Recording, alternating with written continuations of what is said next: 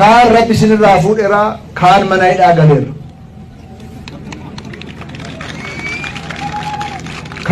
Kan nu buqqisaa ture, kan nu qaanessaa ture, kan faallaa nutti deemee waraana nutti bobbaasaa ture, kaan qaallitti jira, kaan immoo rabbi fudhate sinu beektu.